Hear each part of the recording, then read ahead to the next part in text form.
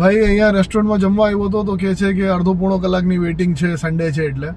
તો મને એમ થયું કે હવે આપણે આવી રીતે ગાડીના અંદર બેઠા હોઈએ છીએ તો એસી તો ઓફકોર્સ ચાલુ જ હોય, બારે યાર ગરમી તો જો. તો હવે એસી જો હું ચાલુ રાખીને અડધો કલાક 1 કલાક જો ગાડીમાં બેસું તો કેટલું ફ્યુલ જાય, આવો એના વિશે વાત કરીએ. સો હવે આમાં છે ને ઘણા બધા ફેક્ટર્સ હોય છે, બટ જ્યારે હું આ ચેટ જીપીટી સાથે વાતો કરી રહ્યો હતો, રિસર્ચ કરી રહ્યો હતો, તો અમુક આંકડાઓ મારી સામે આવ્યા કે નાની ગાડી હોય, 1.2 લીટર એન્જિન હોય પેટ્રોલમાં, તો તમે એવું માની શકો છો કે ઓલમોસ્ટ 800 ml જેવું ફ્યુલ વપરાઈ જશે અગર તમે 1 કલાક સુધી ગાડીમાં એસી ચાલુ કરીને બેઠા છો. અને 1.2 લીટરના ઉપરનો એન્જિન છે તો ઓલમોસ્ટ 1.25 લીટર ફ્યુલ જઈ શકે છે 1 કલાકમાં. ડીઝલ ગાડીની વાત કરું તો એ જ આંકડો આવે છે કે 800-900 ml સુધીનું ફ્યુલ મેક્સ વપરાઈ શકે છે.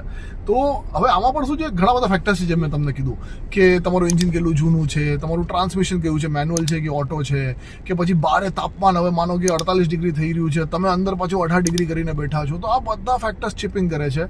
બટ મોટા મોટી જો હું વાત કરું ને તો તમે અગર કોઈ કેફેમાં વેઇટિંગમાં બેઠા છો તો તમારી કદાચ જે કોફી છે એ 150ની આવશે, તો એ વેઇટિંગમાં તમારું જે ફ્યુલ છે એ કન્ઝ્યુમ પણ લગભગ 90 કે 100 રૂપિયાનું થઈ શકે છે. સો નેક્સ્ટ ટાઈમ જ્યારે તમે આવી રીતે કોઈની રાહ જોઈ રહ્યા હો તો આ કેલ્ક્યુલેશન મગજમાં રાખજો.